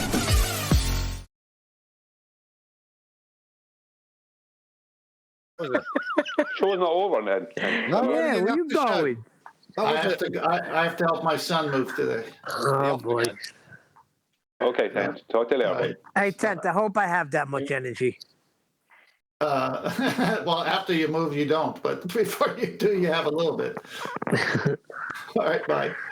Cheers. See you, Dan.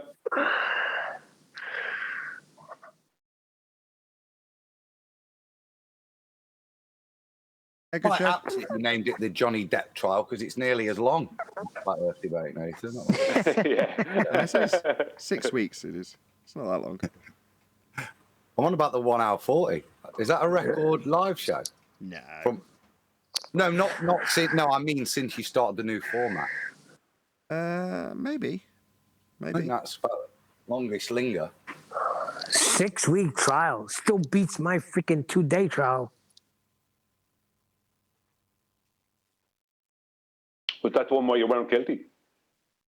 Yeah, I was found not guilty, but the thing is, because there was, you see these celebrities and their trials go on for months and years. So that's what I thought about trial, I was freaking so The show shocked. must go on. I told my lawyer, I'm like, what do you mean? I seen trials that are going on still. He said, you're not a celebrity and this ain't such a big case. You're only facing 5 to 15 years. Oh, yeah, gee, thank you. Big to you then. Very big to you. Yeah. Anyway, I was innocent. I was innocent the whole way through. It was just a bad thing that happened. Is innocent a state of play during a trial then? You were innocent all the way through? Correct. I didn't do what the guy said. I could have been. I had my 9-year-old brother was a key witness, and the jury loved him. They loved him. He was a character. But you lie because the lawyer instructed us certain things to say at certain times. And, you got to do it if you want to win.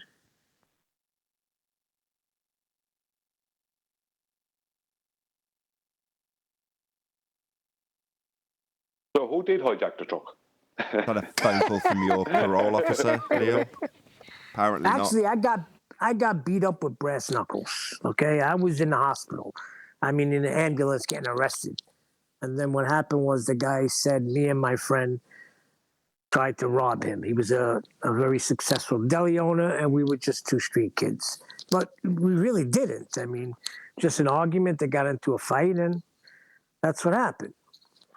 But anyway, wound up having to go to court for it. It cost like $15,000. But I'm innocent.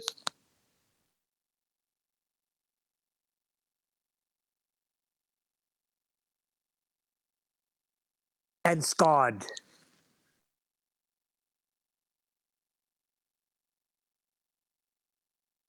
that physically and emotionally, Neil?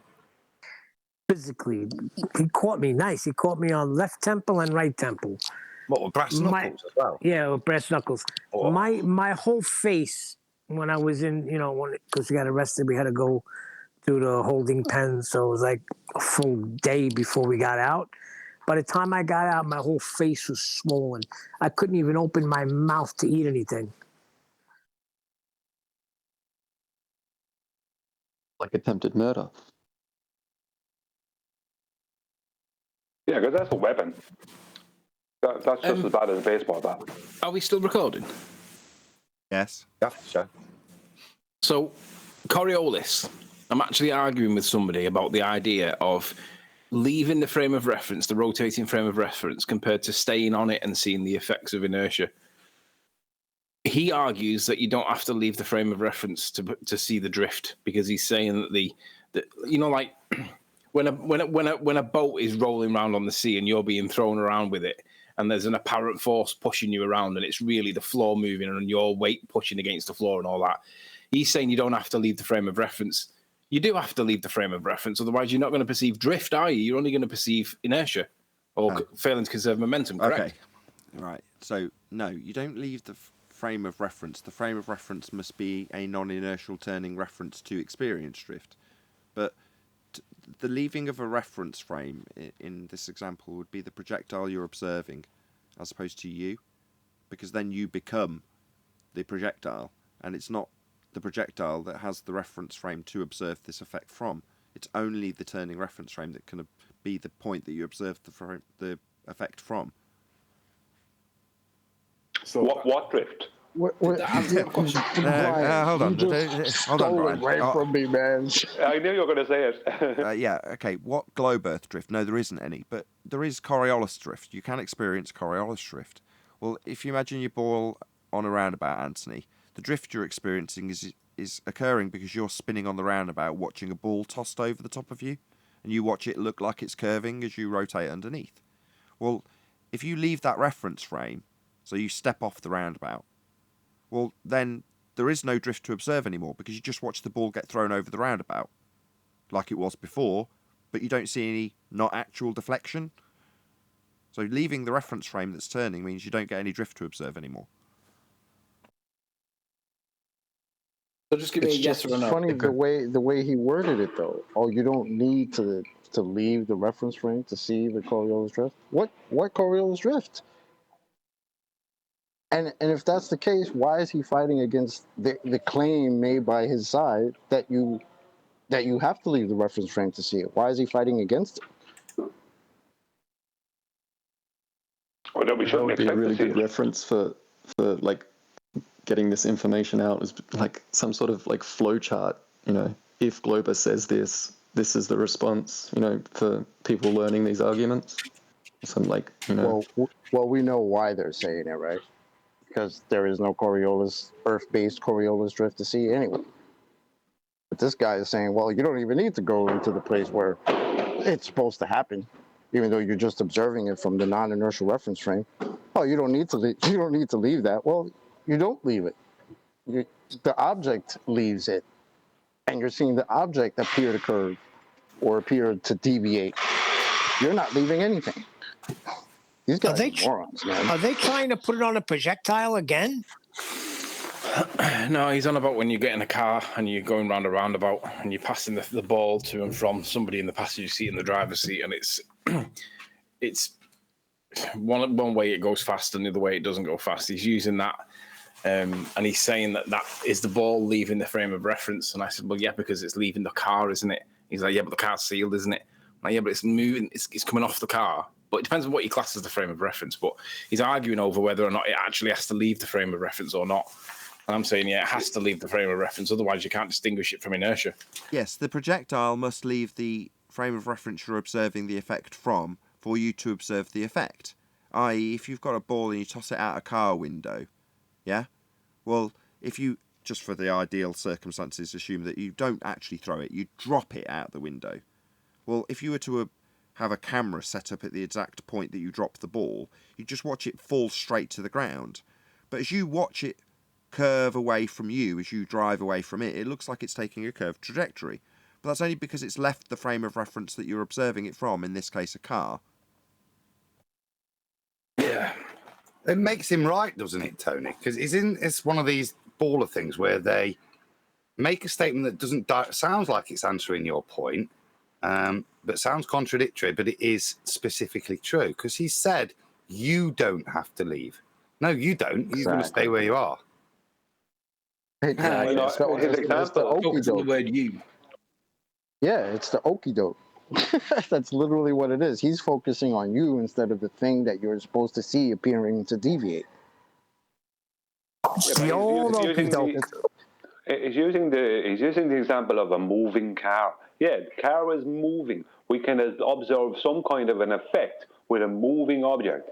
The whole point is we don't observe this with the object you claim is moving, which is the Earth. We don't observe it ever. And he was comparing the car with a ball on a roundabout rolling as the roundabout's moving. And I'm like, well, how do you distinguish from centrifugal force then? Yeah, that's what I'm saying. I would see that every time I play ball with my sons.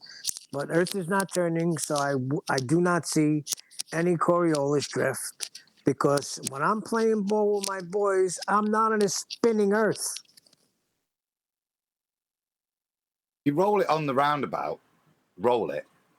it will curve a bit because you've got friction of a turning thing underneath. So it's not continuing in the straight line to give the appearance from the viewer.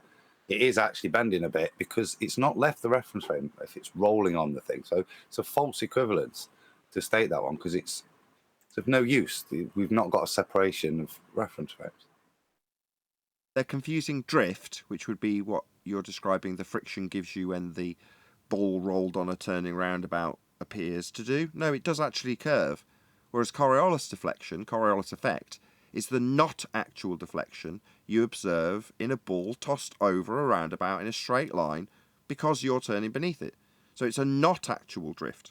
But they literally will mix up and convolute between something that actually drifts and deflects.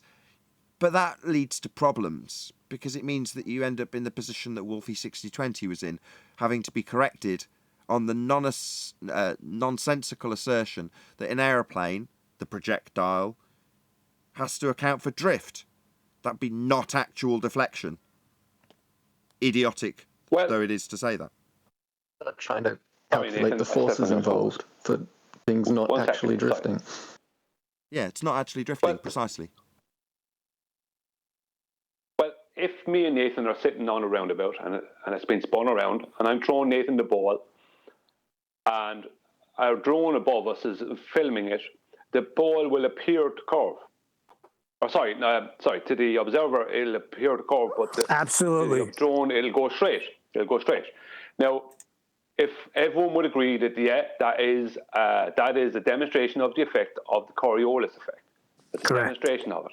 So when me and Nathan step off the roundabout and sit on the solid ground next to it and throw the ball to each other, will that same effect occur? Because if it doesn't, that means that the Earth is not moving. That's what I just said with my ball example. Oh, sorry. You might not have been here in the beginning of the show, but it's exactly what I said. I said, if you're on a roundabout and I'm throwing a ball to my boys, it's an apparent deviation, but it's not. All right? Then you come off, and the same thing should happen on the ground, and it doesn't. Of course, Earth is not spinning. I've never done any of these demonstrations with like multiple roundabouts, like roundabouts upon roundabouts. Like, does the apparent path get really like twisted up? And that would be like in comparison to being on solid ground where there's just none at all.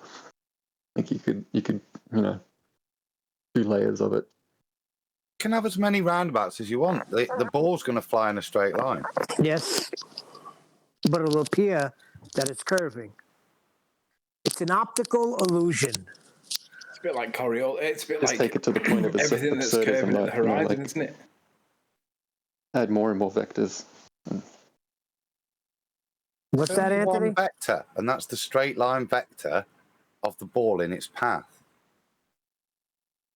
Yeah, I know. I get that. It's just if you have your observer on a rotating platform that's also on a rotating platform, and then see the apparent direction that takes from that perspective, and compare that to how everything is completely stationary when you're just standing on solid ground. Well, actually, that's what it's supposed to be, right? Because Earth is supposed to be spinning, and then you're going on a roundabout that's Oh, I spinning. can't bear right? it anymore, Neil. It's just grating me, and Mike's so horrendous today. It's just getting so under my skin, I can't bear it. Justice for Neil. What do you mean? I mean, you're scratching horrible, distorted nastiness that's just driving me nuts. Oh, put a sock in it. Well done, Neil. You tell him that. I'll try to stay as still as I am right now. Is it any better, Sir Nathan? What, Yes. without any noise of your mic hitting everything and picking up the noise of that? Yeah, much better, shockingly. I'll try to stay perfectly still. Yeah, what, like you just didn't? You failed. You failed. I'm dancing right now, you Crackle, prick. crack. Yeah, well, don't. Sounds like someone Breaking your talking to the balls. keyboard. Neil, it is shocking. It's horrendous. It's making the show... Might just be it. All that's happening, Neil, the reason I'm telling you off, people will tune out because of it. So, you know, you might think it's really funny. It isn't. No, I'm just making light of it, Nathan, because I understand your frustration, because I'm trying to do the same thing, like get a production together, and I understand your frustration, buddy. So I apologize for making light. We still love you, though, Neil. I just wanted to hear Neil say, I'm freaking talking over here, eh? I think he's got a titty lip now. He's not talking. He's got a wob on. He left. He's gone. He left. He's gone. Oh, did he? He's back. He's not sulking. I took my jacket off. Is it any better? Yes. A lot. That sounds like fighting talk. I don't know. Neil, you just Damn New Yorkers. get down to your pants and there'll be no interference then. I don't understand how a leather jacket can make that much noise, but I believe you. Not real leather. It's plastic. Anything the mic You got that, touches, Jim? if it's We touching used to it, call that pleather. Pleather. anything the I was mic just gonna touches say- makes a sound, Neil. So if it's banging against it, or the mic, or the jacket itself's rustling, he would just hear it. Yeah, I've got one for you, Neil, on this. Tony will... Oh, wait a second. You thought I left because I was insulted? Yeah, we I all... thought you had a titty lip on, yeah. How wrong you are. Well, no, I don't know. We all generally think of you as a bit of a snowflake.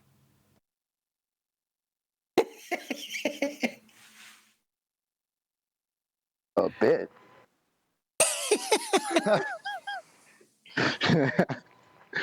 Nah, no. You know, you're my Just brother. out of interest, though, when you picked up your black eye, how long did it take to heal, Neil?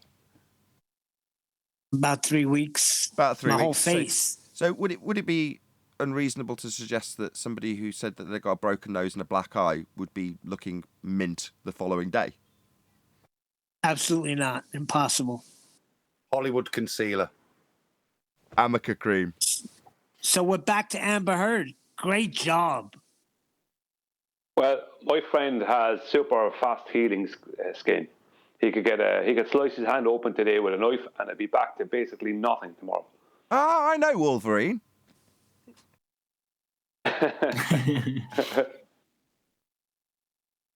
He uses a lot of Amica cream. Well, I regenerate pretty quickly too, but not that quick. I mean, Not as fast as anti-flat earthers regenerate. The Yeah, best they cream, respawn all the Nathan, time. under your eyes, for bruising like that, is hemorrhoid cream. Thing that's designed to break up dingleberries. But that's what the models use, is hemorrhoid cream under their eyes. So even that won't clear it in a short amount of time. But yeah, top beauty tip there. I think you'll find Amica cream is basically just miracle juice. Arnica. Amica. Amica. Amica. Not heard of Amica. The question was put to him about whether or not he had got close enough. This is the guy who said he was a few inches away from Amber Heard's face, right? And she said to him, he's hit me in the face with a phone or something like that. And he's like, where? So she's like, here. Sticks her face right out. He examines it very closely and is like, there's not a mark on her. That's his testimony, right? Well, the defence lawyer says to him, would you be aware if she'd used Amica cream? Now, obviously she's never used this particular product, but the way it looks, Arnica cream, looks a bit like an M at a glance. She mispronounced it. Now, when it was happening, again, I couldn't be certain whether that was intentional. So I had my suspicion, but not enough to... I'm doing it now, aren't I? that was just done intentionally to throw him off. But maybe not. Who knows? But it got a lot of attention, the fact that she couldn't pronounce Arnica cream. Oh, Amber Heard couldn't? No, her defence lawyer. Right. Sad. So much of this stuff is just, it's like Adam was saying about how it's being demonstrated to normies how much like the narrative diverges from reality in these sorts of cases. The Kenosha kid thing was similar. Just the defense is just doing, well, not the defense, the prosecution is just doing the most absurd things. And I don't know, kind of it makes you wonder if they really are inept. Like if the story is, are they trying to wake people up? It's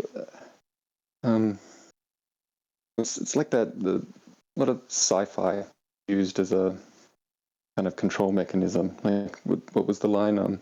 The final, most ultimate command of the government was to, stop. How does that line go? Not believe the evidence of your own eyes, but it's like Hanlon's razor, and that's another sci-fi guy, isn't it? Hanlon. Hamlin's razor is don't attribute to malice what could be accounted for by stupidity. He's a sci-fi author though, and like it's interesting that the control structures have used sci-fi a lot to manipulate public perception about things. I think there should be a corollary to Hanlon's razor. It's